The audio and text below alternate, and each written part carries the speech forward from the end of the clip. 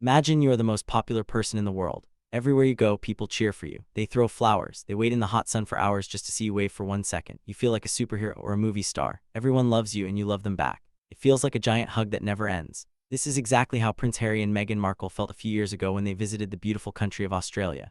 It was like a fairy tale come true. But now, imagine you decide to go back to that same place. You think everyone will be happy to see you again. But instead of cheers, you hear people complaining. Instead of flowers, people are signing a giant letter saying they do not want to pay for your visit. Instead of a hug, it feels like a cold wind. What happened? How did things change so fast? Is it because of money? Is it because they are not working for the king anymore? Or is it something deeper like a broken promise? Today we are going to look into a big drama happening across the ocean. We are talking about a trip that was supposed to be a happy return but has turned into a giant mess. We will look at a very famous petition that is growing bigger every single minute. We will talk about expensive tickets that cost more than a used car. And we will see why some people in Australia are saying no thank you to the Duke and Duchess of Sussex. Get ready, because this is a story about fame, family fights, and a country that has decided to speak its mind in a very loud way. The storm at the center. Right now, there is a big problem in the middle of a place called the Besties Retreat. This is a very fancy event in Australia that Meghan Markle is supposed to attend soon. It sounds like a fun party, but many people are not happy about it. In fact, it feels like Australia has slammed its front door shut and locked it tight. They are telling Prince Harry and Meghan Markle that they are not as welcome as they used to be. The reaction from the people is huge. There is a giant paper online called a petition that thousands of people are signing. This petition is moving very fast, like a wildfire in dry grass. It might be the most embarrassing thing that has ever happened to Harry and Meghan. Why are the people of Australia turning their backs on a couple they used to love so much? People are wondering if this will start a new, scary fight inside the British royal family. We are going to dig deep into this drama. We will look at the petition that is making everyone at the palace feel worried. This is a royal problem that nobody expected to see. It all started with an announcement that made people in Australia very angry. When Harry and Meghan's team told the world they were going back to Australia in April 2026, they probably thought everyone would be excited. They thought people would throw a party. But they were very wrong. The news said they would do some private work, some business meetings, and some charity work in big cities like Sydney and Melbourne. They did not say anything about being official royals or doing jobs for the king. They thought this would be fine and that no one would get mad, but as soon as the news came out, it was everywhere. It was on every phone, every TV, and every computer. Within just a few hours, the mood turned very sour. People were not being nice. The mean comments and the angry feelings moved much faster than Harry and Meghan's team could have ever guessed. It was like a small spark turned into a giant explosion before they could even blink. Memories of a happier time. The last time Australia saw Harry and Meghan was back in October 2018. That feels like a very long time ago. Back then, they were like a brand new toy that everyone wanted to play with. They had just gotten married and they were still working for the Queen. They went on a big trip for 16 days all around the South Pacific. The crowds were massive. At Bondi Beach, you couldn't even see the sand because there were so many people. At the zoo and the Sydney Opera House, thousands of fans stood in line just to get a tiny glimpse of them. Some people waited for hours and hours in the heat just to see them walk by for 30 seconds.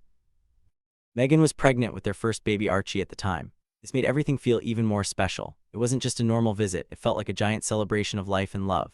The whole country felt like it had been chosen for something wonderful. You could see the happiness on everyone's faces. There were flags waving in the wind, people cheering at the top of their lungs, and a kind of warmth that you just cannot fake. It was exactly what a prince and princess would want.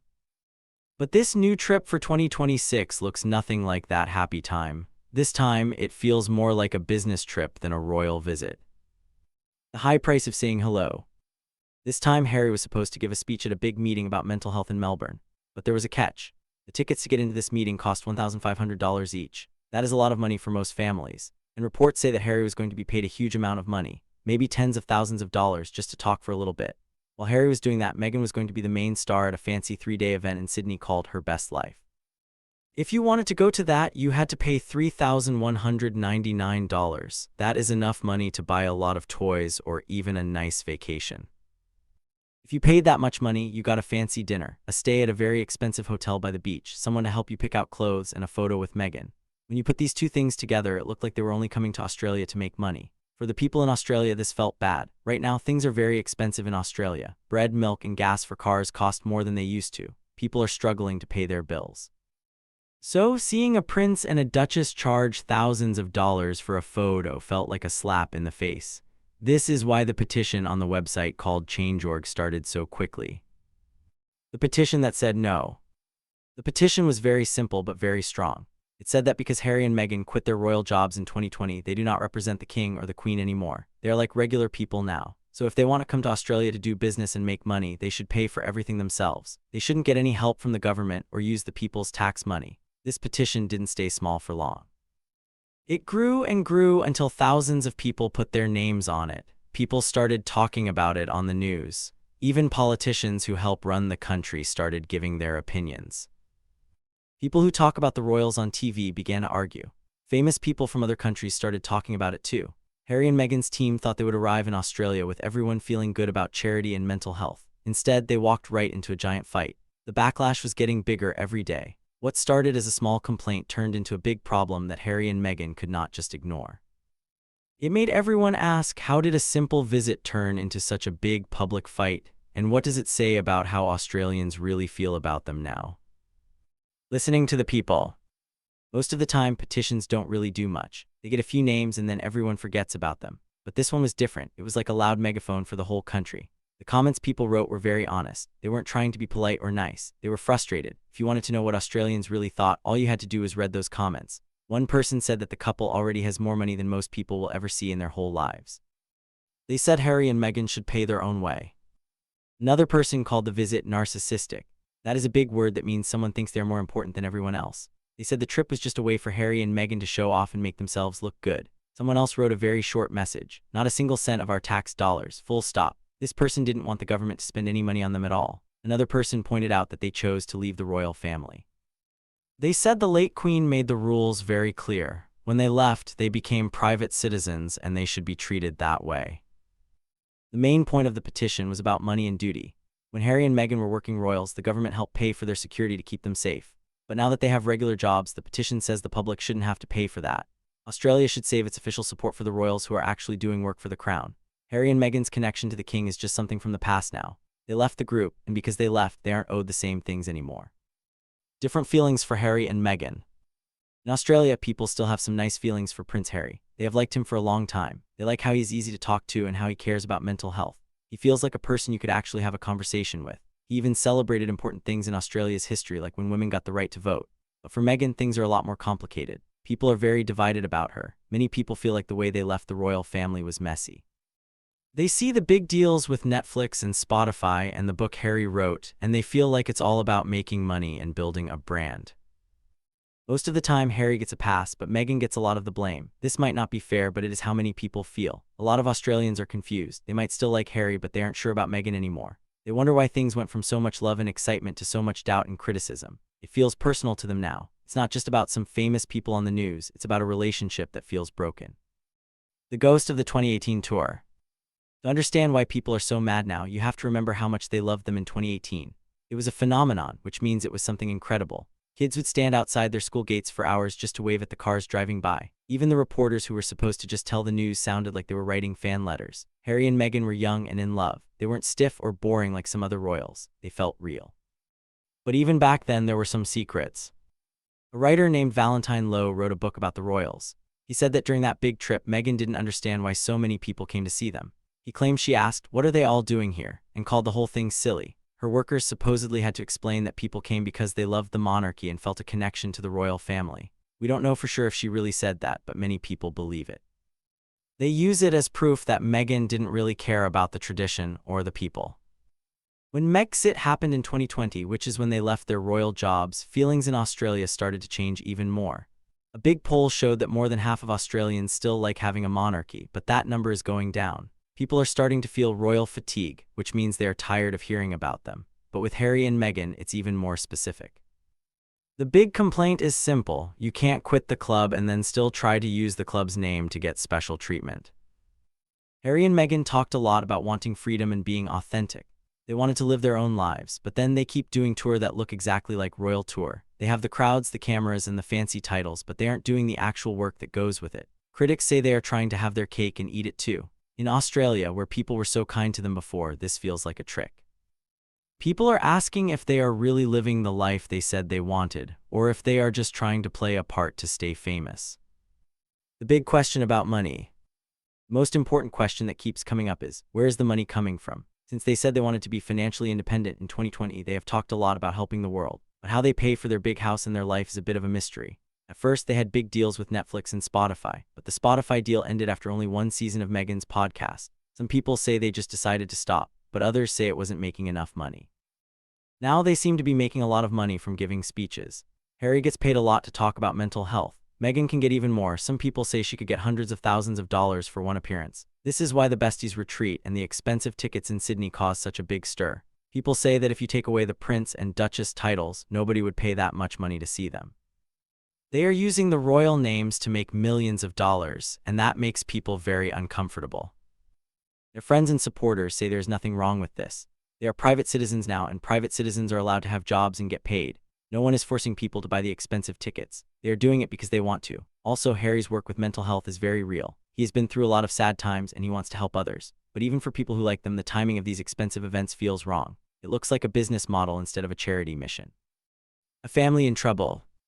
For many people, the drama in Australia isn't just about Australia. It's about the giant fight inside the royal family. People want to know, what are Harry and Meghan now? What do they stand for? And did they hurt the royal family so much that it can never be fixed? When they left in 2020, it was a huge shock. The Queen had to have a big meeting to decide what to do. Harry and Meghan wanted to be half in and half out, but the Queen said no. Since then, it has been a lot of fighting.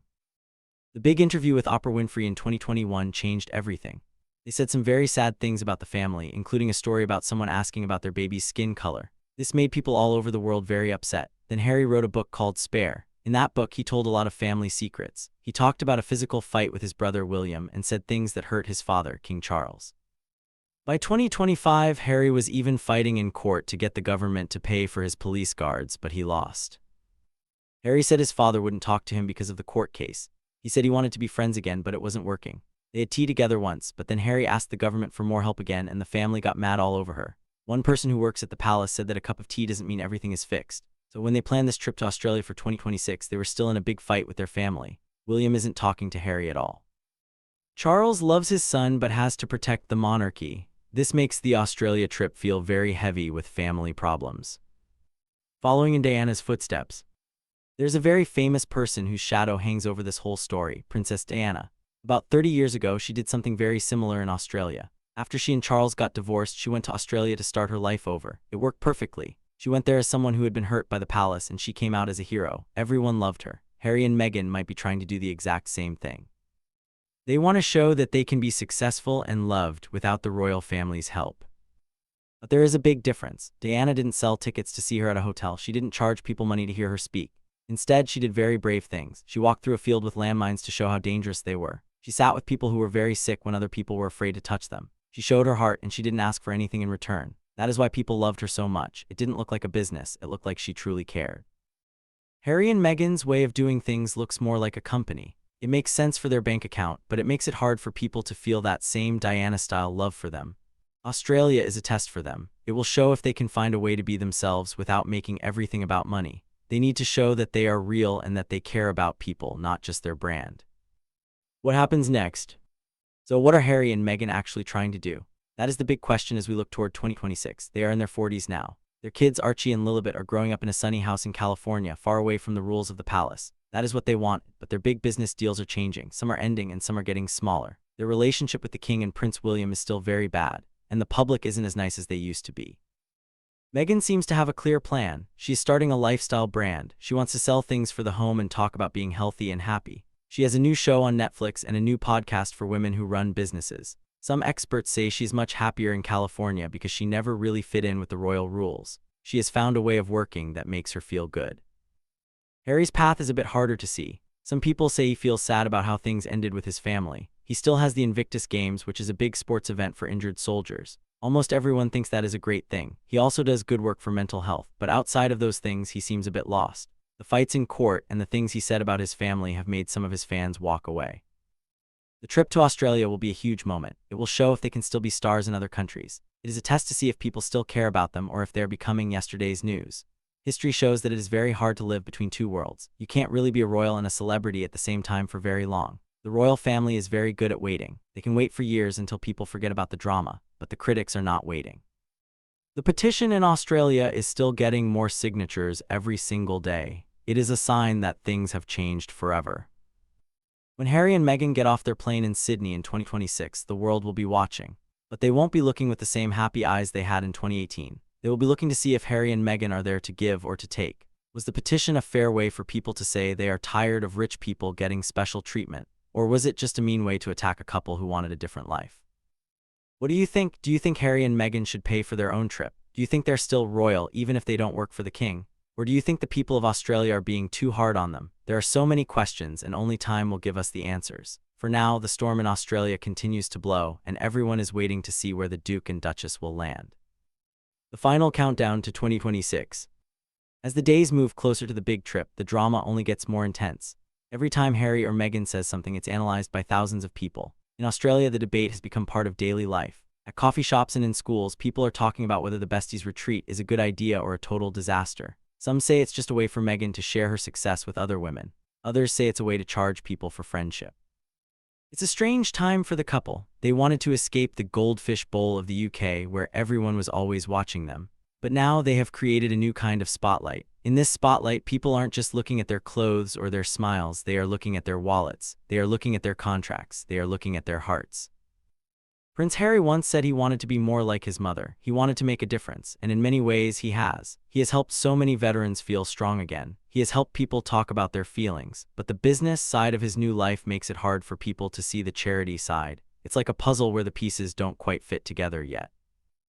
Meghan, too, is trying to find her place. She is an actress, a duchess, a mother, and now a business owner. She is a woman of many talents, but the world is a tough place and being a royal in exile is one of the hardest jobs there is. You have all the fame but none of the protection. You have all the eyes on you but none of the support from the palace walls.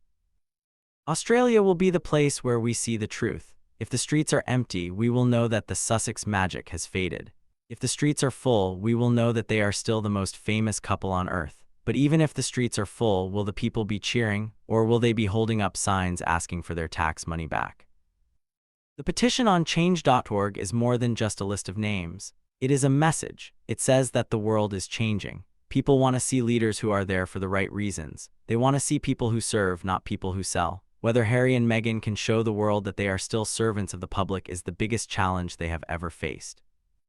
They have a year to prepare, a year to change minds, a year to show Australia that they are the same Harry and Meghan who captured their hearts in 2018. Can they do it? Or has the door really been slammed shut for good? The fallout is massive, the drama is real, and the whole world is waiting for the next chapter of this royal story. Whatever happens, it won't be boring. From the beaches of Sydney to the mountains of California, the story of the Duke and Duchess is far from over. It is a story about a prince who followed his heart and a woman who wanted to change the world. But it's also a story about a family, a country, and the high price of fame. Make sure you tell us what you think in the comments below. We want to hear your voice. Do you think the petition is right, or do you think Harry and Meghan deserve a warm welcome? Don't forget to like this video and share it with your friends so they can join the conversation too. And hit that subscribe button to keep up with all the latest royal news. We have more videos coming up that you won't want to miss. Click the one on your screen right now to keep watching. The story is just getting started.